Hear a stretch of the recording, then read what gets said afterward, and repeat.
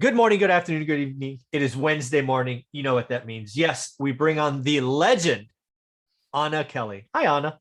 I'm growing. I like legendary, but it kind of makes me feel old too, right? And my kids probably agree with you, but I'm 47 years young and I'll take legendary.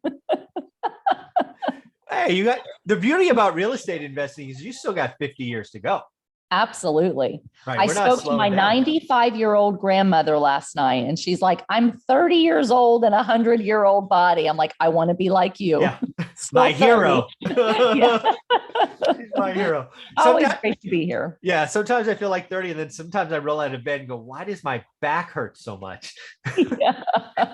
Crazy. It's crazy. Well, hey, one of the things I wanted to talk about with you is because you and I have been through the wars in real estate. We've got 20 some odd years doing deals all the time. We've been investing before and after the last crash. Lots of people are talking about a crash. We have people pointing at charts and graphs saying it's going to fall 30% next year because of this or that reason. So I just want to have an honest discussion with somebody who's been through it with me and talk about what could happen to I think blow up the bubble bigger and ultimately cause a true crash. Because as we talk today, Anna, I don't see any setup for a 30% fall next year, but there are things they could do that would make it happen. So I'll stop there and see what you think. Yeah, I think we've said this before. I don't anticipate a real estate crash. The people that are saying real estate's going to crash, I think are wrong. At least not with what we know today and where things are today. There could always be some other red herring event, like we didn't expect this pandemic and it changed our outlook on what things happen. But barring something else that's huge, that's unforeseen, that makes a huge impact that we can't see, we are still in an environment in most of the country where there is still more demand than there is supply. And as long as you have more demand for housing than there is supply, for whatever factors influence that, you're not going to have some big crash because it's not at equilibrium yet. Right. So if you're at equilibrium and supply and demand are similar, that's what we call a stable market, right? Yeah. So some markets in the country have better demand than supply. That means next year values are going to still be high. They're not going to crash because you have more demand than supply. Markets that are stable, it's probably going to remain fairly stable. Markets that are already hurting, where the supply is like more than the demand, we like to pick on parts of California and New York City, for example.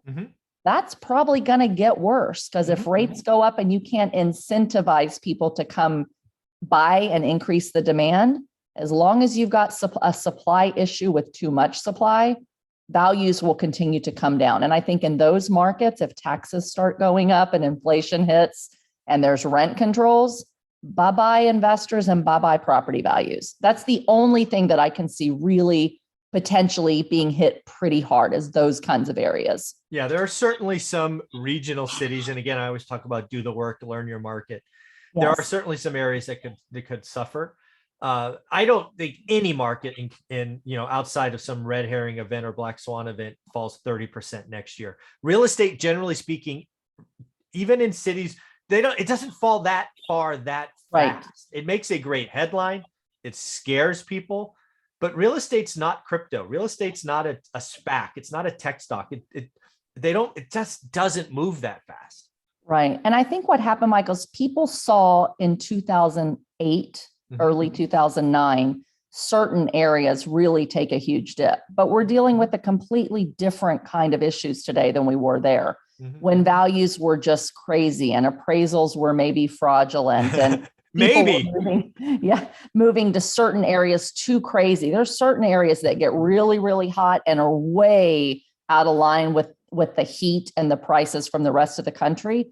And if that happens rapidly for some artificial reason, then yes, you can have this big change.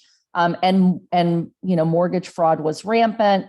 Appraisal values came down because they weren't real.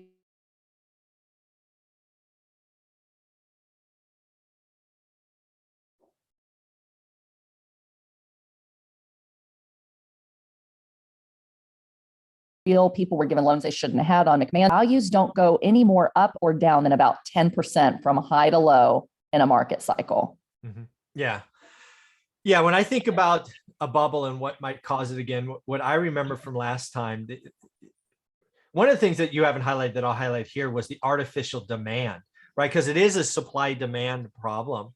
Those last 2 years, because again, I started in 02. By 06, I was out of houses into apartments. 05, 06, or maybe it was 06, 07. I was one of those markets. Fresno was number one 2 years in a row. So it got freaky fast. I got out, affordability index saved me. And then it fell 75% peak to trough, right? Wow. But that, again, that sounds bad, but it was 5 years in the making. Right. It wasn't 75% in Q2. It was, it was a slow bleed for 5 years. But where I was going with this is the other thing we could do is we could artificially goose demand. That's what happened last time. Is those last 2 years you talked about mortgage liar loans and bad appraisals and all of that. The last 2 years it was fake, and we could do that again. Maybe I don't think we repeat the same idea where we give 2-year loans and teaser loans and all of that, but we could say something like, you know what, every first-time buyer gets $20,000 as a down payment. That would have the same impact. Anytime we take people who should get I don't want to say no, but a not yet, you're not ready yet, and give them a loan, that's recipe for pain in 2 or 3 years. Because owning real estate when you're not ready is expensive. Stuff breaks, taxes go up, stuff you may not be ready for. If you're not ready, and then the government gives you, or banks give you essentially the seed capital, and you get in and you're not ready, you're in trouble. Yeah. And I think, to your point, as much as I don't think we're where we were then, and that's what people really fear when they think this 30%. But to your point, being supply and demand, because people overcomplicate it, right? It's all supply and demand. I mean, values are driven by supply and demand. And when you have more supply than demand, values come down. Mm-hmm. When you have more demand than supplies, values go up. So just at that fundamental level, we can kind of look at where is supply and where is demand. I do believe that because of all this money that's been pumped in the system, we've seen artificial demand again, because a lot of people have money for a down payment they never would have had before. Mm-hmm. They didn't have to pay their rent. They didn't have to pay mortgage, right? Shocking. They're stocking up money, made a bunch of extra money on unemployment for some. So there has been this artificial demand based upon getting extra money every month in our pockets, whether we need it or not.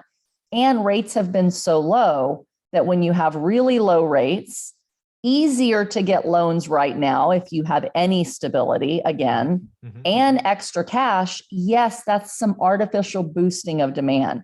Our prices have gone up, but given as much artificial ability to boost demand, they haven't gone up as outrageous as I would have think they would have, not compared to the rest of inflation. Yeah. So yes, we're increased, but is it increased so much, 20 or 30%, that equilibrium is falling 20 or 30% down?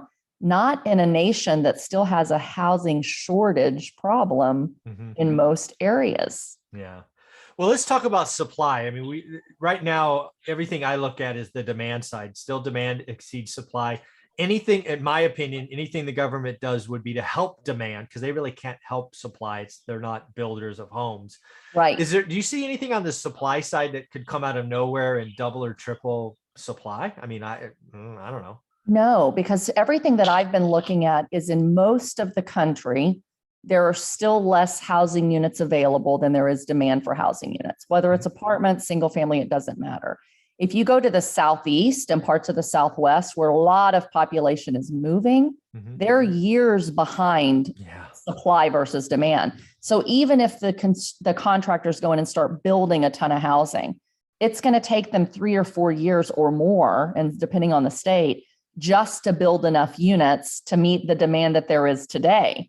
If you're investing in those states, you're in a good place, right? Again, though, we talk about the one place I really kind of worry about, and maybe I should be foresighted enough to go, when it crashes, I'm going to buy there. But I look at New York City. New York City had a mass exodus, and they're talking again about raising taxes on the people that are left. Well, the people that have the money to pay the taxes, they're leaving.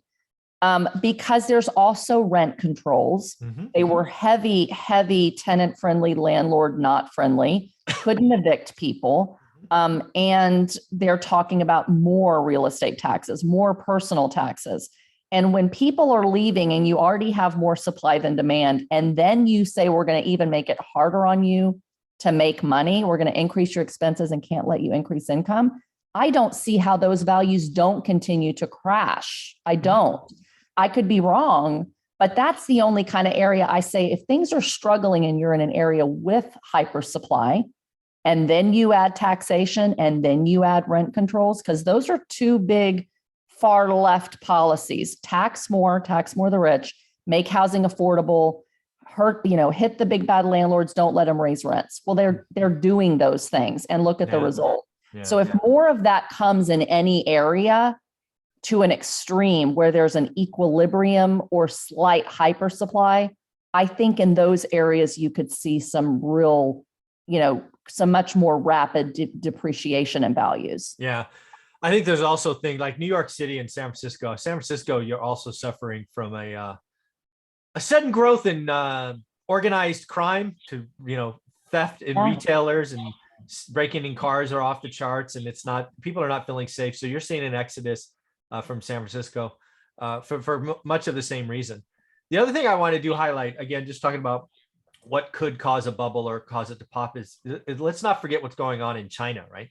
What happened in China is the government basically came in and now is punishing property developers, which is having a cooling effect on all property owners. So if our government came in with some kind of rules or laws, again, I'm not calling for this, but if they did, that somehow hurt home ownership, or they made it less attractive to own homes, or maybe they created a flat tax or something across the board, right? They could come in and create some artificial cooling. Again, not calling for that, but again, government intervention into a system is not usually helpful. So that could happen too. Yeah. And I think there's more legislative risk right now as landlords than that we've ever had to really think about and anticipate. Before we would just invest, regardless again of your personal politics, you're going to invest in more landlord friendly, which tend to be more conservative, which tend to keep your taxes down. If you do that, you're always going to have the ability to kind of raise rents as you can and control expenses enough to control values. But at a federal level, we've seen so much of the Fed government, regardless of party that you're in, say we're going to protect the people from the landlords. Contracts don't matter. It doesn't matter. Damn the Constitution. Yeah, exactly. And since we've seen that nationwide and state by state, we have to realize they want more of that potentially if things stay bad. We have to think about that. And then the final thing that I'll just throw out there, and we talk about inflation a lot, but it goes without saying, right, is that right now we're seeing mass inflation, just like we thought would happen when all this money printing was happening. We're now at 40-year high inflation. So higher than it's been in most of my lifetime, right? So if inflation continues to get out of control and the Fed can't cool things down, can't raise rents enough to keep up with all the inflation, because at some point people may not be able to pay. Investors like to say, well, our asset values will go up, our rents will go up. Yes, they will. But at some point people cry uncle, they can't do it anymore. So if inflation really went into hyperinflation, I think it would take some time because of supply and demand, but I think values could start to come down. I don't think the Fed will let us go into a super hyperinflationary environment much more than they are today. So I anticipate rates are going to go up, and that'll cool the demand a little bit.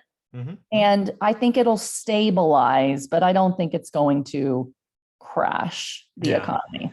No, and again, I've defined what a crash is at 30% because that's what others are calling for. It's not going to happen. I don't think there's a single market across the country that falls 30%. The market I invested in, again, fell 75%. I know what it's like. I know what it feels like. That took 5 years, right? Yeah. So again, people that look at charts and say, hey, look at the chart. Real estate's not a stock. You can't, it's comical to think about. But anyways, there are things that could cause a bubble. I don't see any of that set up right now. We have real lending. We have 98% 30-year fixed. We have 24% of loans under 3% mortgage. Wow, that is crazy. Amazing. Got that from Black Knight this morning. So Anna, how can people follow you and get part of your world? Great. You can follow us every single Wednesday here, my favorite place to be with y'all.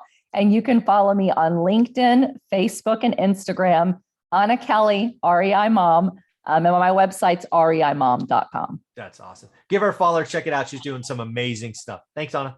Thanks, Michael.